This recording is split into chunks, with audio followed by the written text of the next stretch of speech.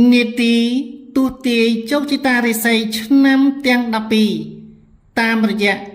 នីតិថ្ងៃត្រង់ចង់ដឹងរិស័យខ្ញុំយ៉ាងណាតាមរយៈនីតិថ្ងៃត្រង់ចង់ដឹងរិស័យខ្ញុំយ៉ាងណាបានវិលមកជួបអស់លោកនាងកញ្ញាសាជាថ្មីម្ដងទៀតហើយតាមរយៈនីតិនេះខ្ញុំលោកគ្រូពិជ័យរាកម្មាទើបសុខដំបានត្រូវទទួលទូរស័ព្ទទាំងក្នុងប្រទេសនិងក្រៅប្រទេសសូមសំណូមពរឲ្យនីតិយើងកុំបង្អែបង្អង់យូរត្រូវតែជម្រាបរៀបរាប់លើកយកមកអត្ថាធិប្បាយបញ្យលអំពីជោគជតារិស័យវាសនារបស់អស់លោកនាងកញ្ញាគ្រប់ឆ្នាំទាំង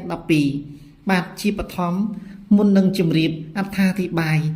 ដើម្បីរំលឹកនិងជម្រាបជូនដល់អស់លោកនាងកញ្ញាខ្ញុំបាទលោកគ្រូពិជ័យរាកម្មាទើបសុខដំក៏សូមអរកាយគោរពដល់ព្រះថេរានុថេរៈគ្រប់ព្រះអង្គសូមព្រះអង្គមានព្រះជន្មាយុយឺនយូររយព្រះវស្សា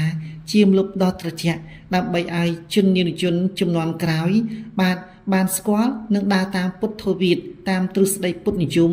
តាមរយៈទ្រឹស្ដីដ៏ល្អបែបសាសនាពុទ្ធនិយមផងដែរប្រជាជនកម្ពុជាជាប្រជាជនមួយដែលមានសម្បត្តិវប្បធម៌កេរមរតកកេតនភ័ណ្ឌដ៏ច្រើននៅក្នុងប្រទេសកម្ពុជាយើងហើយធ្វើឲ្យជនជាតិកម្ពុជាយើងល្បីល្បាញសរសៃល្បីរន្ទឺតាមរយៈកិរិយាវិជាតិផងតាមរយៈកេតនភ័ណ្ឌមរតកដែលត្រូវបានបន្សល់តាំងពីសម័យបុព្វកាលមកបាទកម្ពុជាយើងត្រូវបានបរទេសកោតសរសើរអំពីអរិយាបថមានជាតិថ្លៃថ្លាល្អប្រពៃសម្រាប់នារីធ្វើឲ្យបរិសុទ្ធដែលជាជនជាតិបរទេសប្រាថ្នាចង់បានគ្រប់គ្នាព្រោះនារីខ្មែរមានសុជីវធម៌បាទហើយរៀបចំអរិយាបថស័ក្តិសមថ្លៃថ្នូរដែលធ្វើឲ្យបណ្ដាប្រទេសដទៃយ៉ាងច្រើនចាប់អារម្មណ៍មកលើកញ្ញាដែលរស់នៅក្នុងប្រទេសកម្ពុជាយើងឬមួយក៏ទៅរស់នៅក្រៅប្រទេសឲ្យតែជាជនជាតិខ្មែរគឺបរទេសមានចិត្តស្រឡាញ់រាប់អាននិងគោរពមិនហ៊ានវិតម្លៃផ្ដេសផ្ដាសឡើយបាទងាកមកនៅក្នុងសង្គមខ្មែរនាពេលបច្ចុប្បន្នបាទទាំងបរិសុទ្ធនិងស្ត្រីគឺកំពុងតែដើរតាមនៅទ្រឹស្ដីដែលប្រកបទៅដោយអរិយាបថចរិតមានជាតិដ៏ល្អដែលធ្វើឲ្យបរទេសចូលចិត្តរាប់អានគ្រប់គ្នាខ្មែរមានវិន័យមួយគឺមិនពុតត្បិតបាទមានចិត្តអត់ឱនសន្តោសប្រោសប្រណីមេត្តាករុណាមុទិតាឧបេក្ខាជាដើមមិនតែប៉ុណ្ណោះខ្មែរគឺជាជនជាតិស្លូតត្រង់ដូច្នេះហើយធ្វើឲ្យអស់លោកនាងដែលនៅក្រៅប្រទេសបាទជាជនជាតិបរទេសបាទហើយចូលចិត្តប្រជាជនកម្ពុជាយើងមានចិត្តរាប់អានមិនតែប៉ុណ្ណោះជនបរទេសមួយចំនួន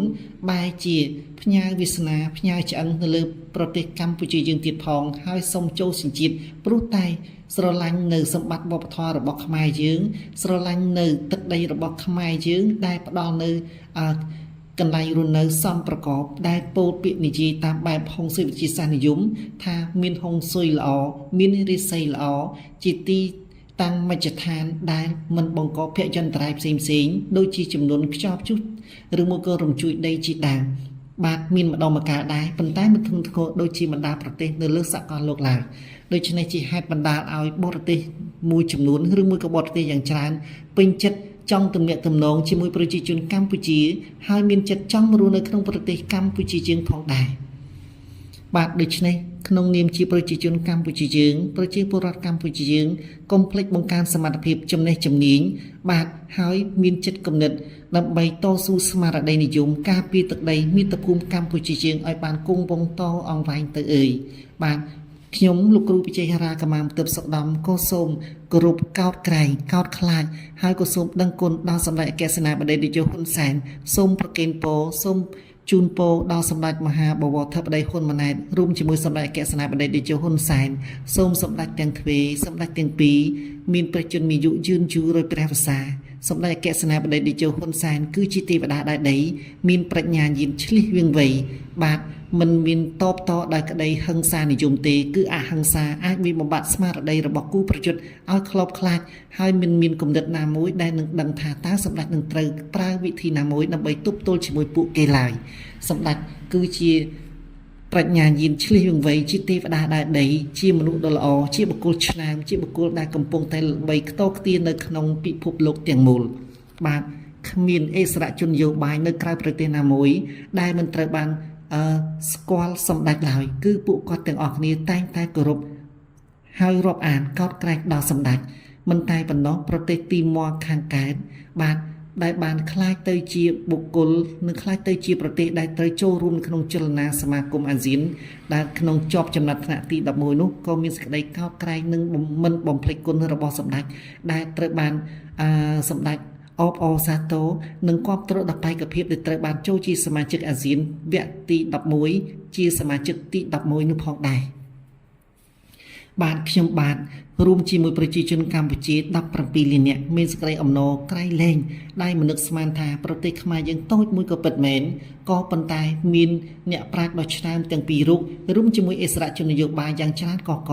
រួមកម្លាំងគ្នាដើម្បីជួយស្ដារនាវាប្រទេសកម្ពុជាយើងឲ្យរួចផុតអំពីខ្យល់ព្យុះអបលៈលោកីដែលទើបតែនឹងត្រូវទទួលបាននាពេលកន្លងមកឲ្យរួចផុតហើយត្រូវទទួលបានជ័យជំនះដ៏ត្រចះត្រចង់ឡើងវិញបាទប្រជាជនកម្ពុជាមានសេចក្តីសប្បាយរីករាយយ៉ាងច្រើនក៏សូមជូនពរដល់អស់លោកទាំងអស់ឲ្យជួបប្រទះតែនឹងភាពជោគជ័យសេចក្តីចម្រុងចម្រើនប្រកបទៅដោយធម៌ពលកម្លាំងខ្លាំងក្លាមានសុខភាពល្អជាចម្បងបាទហើយក៏សូមជូនពរដល់ប្រជាជនកម្ពុជា17លាននាក់សូមឲ្យអស់លោកទាំងអស់គ្នាមានសុខភាពល្អជាចម្បងប្រាថ្នាអ្វីធ្វើកិច្ចការអ្វីៗបានសម្រេចដោយសេចក្តីបំណងពងប្រាថ្នានៅពេលនេះក៏សូមជាងសម្ដេចទ្រង់អ្នកអង្គម្ចាស់អ្នកអង្គញាលោកអុកញ៉ាលោកជំទាវលោកស្រីនៃនាងកញ្ញារួមជាមួយពុកម៉ែអ៊ំពូមីងប្អូនជាទីមិត្តជាទីនឹករលឹករួមជាមួយបងប្អូនយុវវ័យបាទជាកំឡោះស្ទាវសូមឲ្យងាកក្រោយបែរខ្នងមករួមរស់សាមគ្គីជាមួយក្នុងសង្គមជាតិរបស់យើងហើយដើរតាមមាគ៌ាដ៏ល្អដើម្បីធ្វើយ៉ាងណាឲ្យកម្ពុជាយើងមានឈ្មោះល្បីល្បាញខ្ទរខ្ទាននៅក្នុងបាទប្រទេសនិងក្រៅប្រទេសលើឆាកអន្តរជាតិផ្ទាល់តែម្ដងទំពាំងស្នងរុស្ស៊ីគឺប្រកាសជាល្អអាយជាមិនខានបាទនៅពេលនេះសូមអញ្ជើញស្ដាប់ពីនីតិយើងតាមរយៈឆ្នាំមមីចាប់ពីថ្ងៃទី1ខែ11 2025ដូចតទៅបាទសម្រាប់ឆ្នាំមមីចាប់ពីថ្ងៃទី1ខែ11 2025តទៅរហូត1ខែពេញនោះអស់លោកនាងកញ្ញារាសីកំពុងតែឡើងសន្សំហើយបោះជំហានទៅរករាសីខ្ពស់ដូច្នេះសូមអញ្ជើញអស់លោកនាងកញ្ញាសប្បាយចិត្តរីករាយឡើងហើយទទួលបាននូវលេខសំណាងដ៏ល្អផូរផង់អញ្ជើញแชร์ចេញបេះដូងភ្លាមឬមួយក៏អស់លោកនាងកញ្ញាតែទើបនឹងស្គាល់នីតិរបស់យើងអញ្ជើញចូលមកហើយ Subscribe មកកាន់នីតិរបស់យើងចុច Like ចុច Share ដើម្បីទទួលបាននូវវាសនាល្អផូរផង់នៅក្នុងដំណើរជីវិតរបស់អស់លោកនាងបាទរីឯពណ៌ខ្មៅពណ៌សំណាងនេះពេលនេះគឺពណ៌ខ្មៅនិងពណ៌ទឹកប៊ិចចាស់សម្លៀកបំពាក់របស់អស់លោកនាងកញ្ញាស្លៀកនៅសម្លៀកបំពាក់ពណ៌ទាំងពីរនេះពិតជានាំមកនូវជោគជ័យសិរីសួស្តីជូនដល់អស់លោកនាងកញ្ញាជាមិនខានបាទឆ្នាំមីពងទេវតាស្រីបាទធាតុភ្លើងចម្បាំងស័ក្តិសេះដូច្នេះអស់លោកនាងកញ្ញាជួបជំនួបជាមួយឆ្នាំមមីប្រកាសជាដឹងនៅអត្តចរិតរបស់ឆ្នាំមមីហើយថាតើមានលក្ខណៈយ៉ាងណានោះបាទទិសហេងរបស់អស់លោកនាងកញ្ញាសម្រាប់ឆ្នាំមមីនេះពេលនេះគឺទិសខាងលិចឈៀងខាងជើងទិសហាមគឺទិសខាងត្បូងថ្ងៃហេងគឺនៅពេលថ្ងៃច័ន្ទទី10ខែ11 2025នេះអស់លោកនាងកញ្ញាខ្លះនឹងត្រូវទទួលបាននៅដំណឹងល្អហើយត្រូវទទួលបាននៅលៀបសក្ការៈដែលមិននឹកស្មានដល់ក៏ប៉ុន្តែសូមអស់លោកនាងចងចាំចំណាំទុកនៅក្នុងថ្ងៃប្រហ័សទី20ខែ11 2025សូមកុំធ្វើដំណើរឆ្ពោះទៅទិសខាងត្បូងសូមជម្រាបដល់អស់លោកនាងបាទរីឯម៉ោងហេងគឺម៉ោង11:07នាទីពេលព្រឹកបាទសូមជម្រាបជូនម្ដងទៀតម៉ោងហេងម៉ោងជោគម៉ោងជ័យរបស់អស់លោកនាងបាទគឺម៉ោង7:11នាទីពេលព្រឹកបន្ទាប់មកគឺម៉ោង11:07នាទីពេលព្រឹកម៉ោង3:33នាទីពេលថ្ងៃរសៀលម៉ោង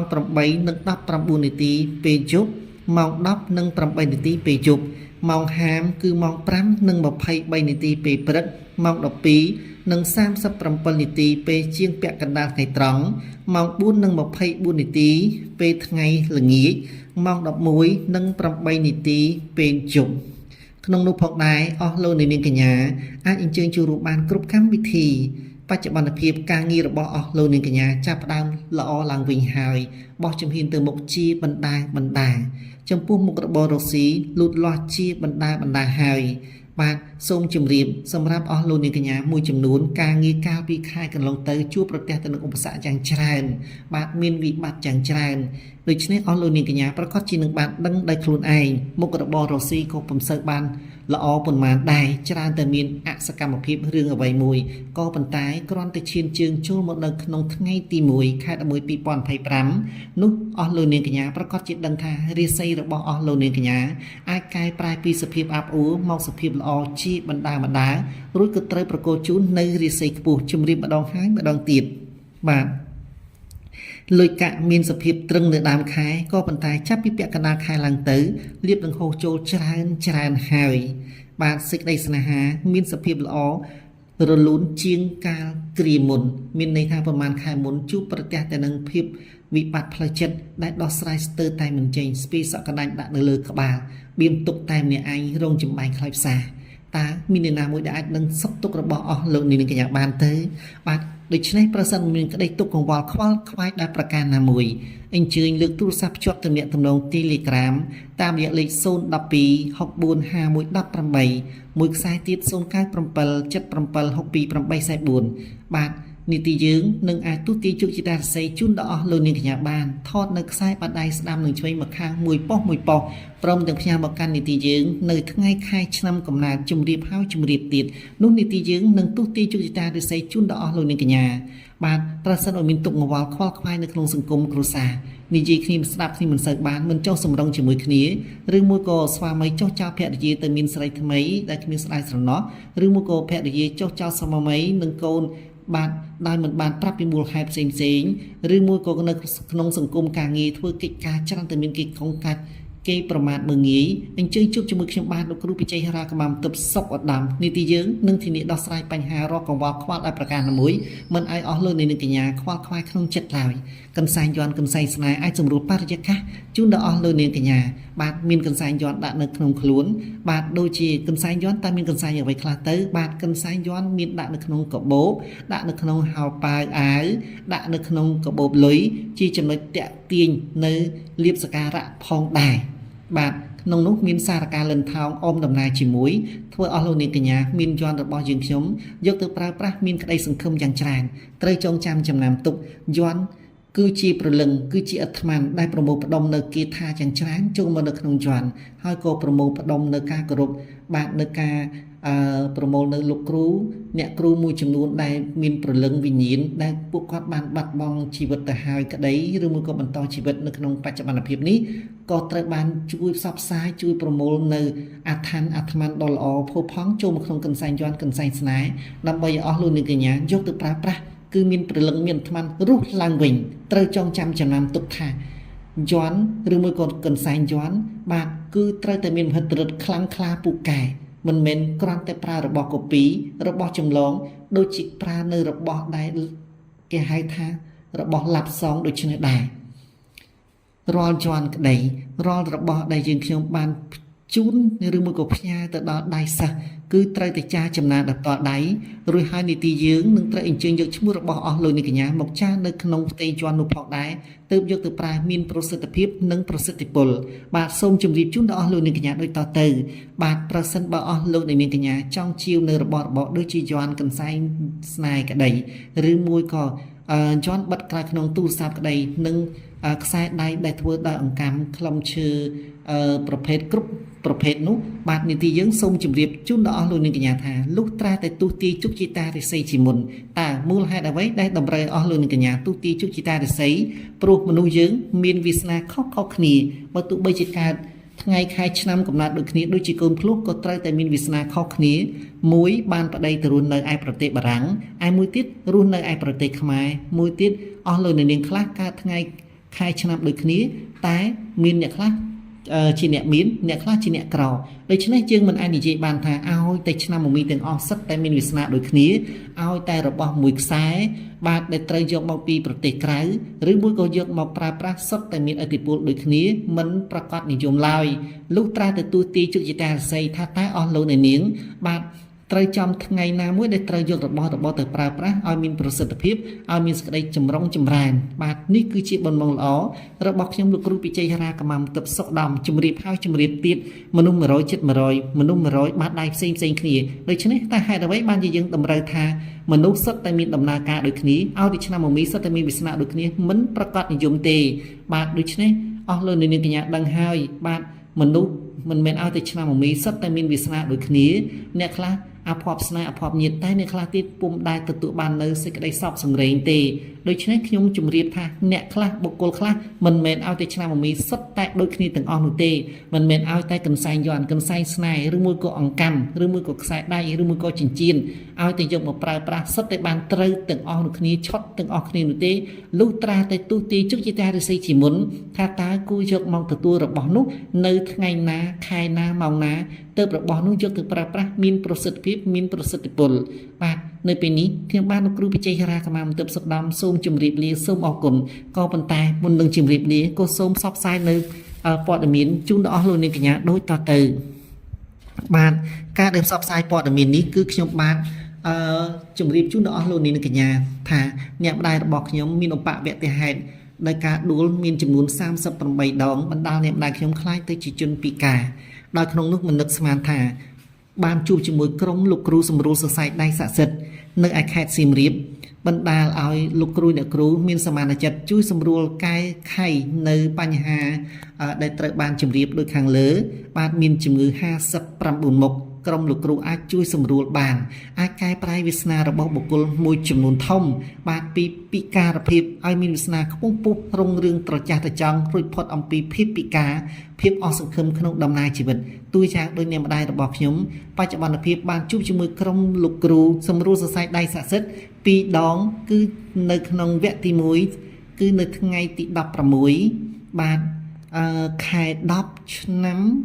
2025ហើយត្រូវបានជួបជំនួបជាលើកទី2នៅថ្ងៃទី27ខែ10ឆ្នាំ2025ជំនួបទាំងពីរនេះបានកែវាសនារបស់អ្នកម្ដាយខ្ញុំឲ្យងើបអង្គុយបានហើយពិសាបាយបាននិងនិយាយជាមួយកូនចៅបានដូច្នេះខ្ញុំបាទមានសេចក្តីថ្លែងអំណរគុណចំពោះក្រុមលោកគ្រូសម្រួលសរសៃដៃស័ក្តិសិទ្ធិដែលមានវិជ្ជាជីវៈពិតប្រាកដបាទអាកប្បកិរិយារឹកពីថ្លៃថ្នូររបស់លោកគ្រូអ្នកគ្រូបានធ្វើដកជាប់នៅក្នុងខួរក្បាលរបស់ខ្ញុំបាទរួមជាមួយនឹងអស់លោកមួយចំនួនដែលបានអញ្ជើញទៅឲ្យលោកគ្រូសម្រួលសរសៃនិងកែនៅជំងឺដែលត្រូវមានចំនួន59មុខបាទអញ្ជើញទំនាក់ទំនងជាមួយលោកគ្រូតាមរយៈលេខ096 652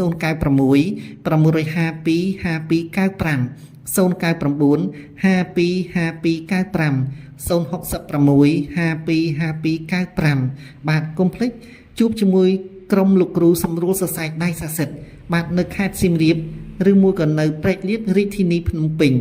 ជំងឺ59មុខត្រូវបានជួយឲ្យធូរស្រាលនិងជីនីពេដកក្លីក្រោមស្នាដៃលោកគ្រូអ្នកគ្រូសម្រួលសរសៃដៃស័ក្តិសិទ្ធិបាទក្នុងនោះផងដែរប្រសិនបើអស់លោកនាងកញ្ញាមានក្តីកង្វល់ទុកព្រួយដោយប្រការណាមួយបាទកុំភ្លេចអញ្ជើញជួបជាមួយខ្ញុំបាទលោកគ្រូពិជ័យហរាកម្មាទិបសុខដំបាទអញ្ជើញថតនៅខ្សែបដៃស្ដាំនិងឆ្វេងម្ខាងមួយប៉ុស្តិ៍ផ្សាយមកកាន់នីតិយើងបាទកន្សែងយ័ន្តកន្សែងស្នេហ៍អាចធ្វើឲ្យអស់លោកនាងកញ្ញាបាទជួបគ្នានាពេលដ៏ខ្លីខាងមុខបាទពីខ្ញុំលោកគ្រូពិជ័យហរាកម្មាទិបសុខដំមានបំណងល្អជាទីប្រឹក្សា